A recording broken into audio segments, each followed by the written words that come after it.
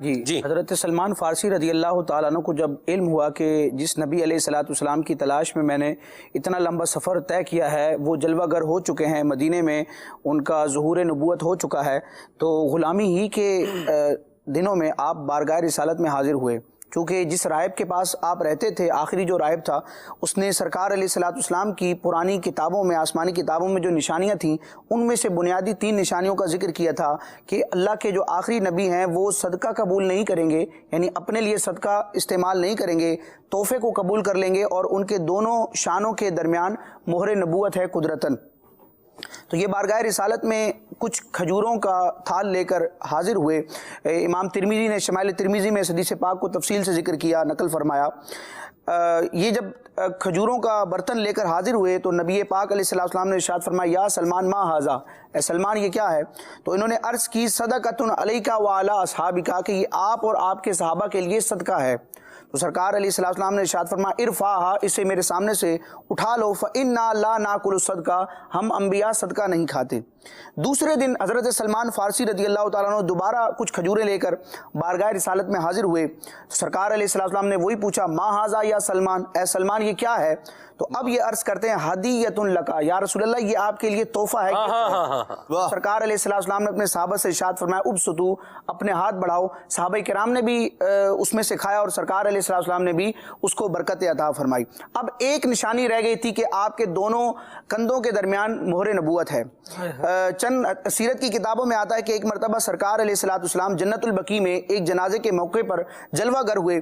سرکار علیہ الصلوۃ والسلام تشریف فرما، حضرت سلمان فارسی یہ نبی پاک علیہ الصلوۃ والسلام کی پشت انور کی طرف بیٹھے ہوئے تھے، انتظار میں کہ کب اس مبارک مہر نبوت پر میری نظر پڑتی ہے۔ سرکار علیہ الصلوۃ والسلام نے خداداد علم کے ذریعے یہ جان لیا کہ سلمان کا ارادہ کیا ہے۔ سرکار علیہ الصلوۃ والسلام نے کرم نوازی فرماتے ہوئے اپنی مہر نبوت سے پشت انور سے پردہ اٹھایا۔ جیسے ہی انہوں نے مہر نبوت کو دیکھا تو تمام شرائط پوری ہو چکی تھی، بارگاہ رسالت میں حاضر ہوئے اور دامن اسلام میں آئے، صحابیت کا شرف آپ نے پایا۔ اب جس غیر مسلم آقا کی غلامی میں آپ تھے، اس سے آزادی چاہنی تھی۔ اب سلمان بھائی، آزادی کا ایک طریقہ یہ ہوتا، جب یہ غلامی کا دور ہوتا تھا، آزادی کا ایک انداز یہ ہوتا تھا کہ آقا اور غلام کے درمیان ایک ایگریمنٹ ہوتا تھا کہ غلام مزدوری کرے گا، محنت کرے گا، اور مقررہ مال کی جو مقدار ہے جو بھی فکس کی جائے، وہ جو رقم ہے وہ لا کر اپنے آقا کو دے گا، تو اس کے عوض میں، اس کے بدلے میں وہ غلام آزاد ہو جائے گا۔ اس کو عقد مکاتبت کہا جاتا ہے، فقہی کتب میں اس کے تفصیلی مسائل موجود ہیں۔ تو اس آقا نے، ان کا جو غیر مسلم آقا تھا، اس نے ان کے ساتھ عقد مکاتبت کی، ان کو مکاتب بنایا، اور عقد کتابت میں یہ طے پایا کہ یہ حضرت سلمان فارسی رضی اللہ تعالیٰ عنہ اپنے آقا کو تقریباً 300 کھجوروں کے پھلدار درخت دیں گے اور ساتھ میں 40 اوقیہ چاندی دیں گے۔ تو سرکار علیہ الصلوۃ والسلام کی ان پر کرم نوازی دیکھیں۔ ویسے نارملی یہ ہوتا ہے کہ کھجور کا درخت جب لگایا جاتا ہے، پودا لگایا جاتا ہے، تو ایک عرصہ لگتا ہے، چند سالوں کے بعد وہ درخت اس قابل ہوتا ہے کہ اس پر پھل آتے ہیں، لیکن اس شرط کو پورا کرنا تھا۔ سرکار علیہ الصلوۃ والسلام کی کرم نوازی دیکھیں۔ شمائل ترمذی کی روایت ہے کہ سرکار علیہ الصلوۃ والسلام باغ میں تشریف لے گئے اور اپنے مقدس ہاتھوں سے آپ نے درخت کے پودے لگائے، اور سیدنا فاروق اعظم رضی اللہ تعالیٰ عنہ بھی سرکار علیہ الصلوۃ والسلام کے ساتھ تھے۔ ایک درخت جو تھا وہ فاروق اعظم رضی اللہ تعالیٰ عنہ نے اپنے ہاتھ سے لگایا اتفاقاً۔ حدیث پاک میں آتا ہے کہ 1 سال مکمل بھی نہیں ہوا تھا، اسی سال ان درختوں پر پھل آ گئے۔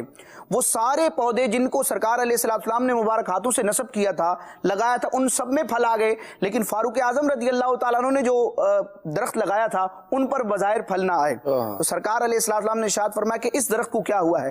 تو فاروق اعظم عرض کرتے ہیں، یا رسول اللہ اس درخت کو میں نے اپنے ہاتھ سے لگایا تھا۔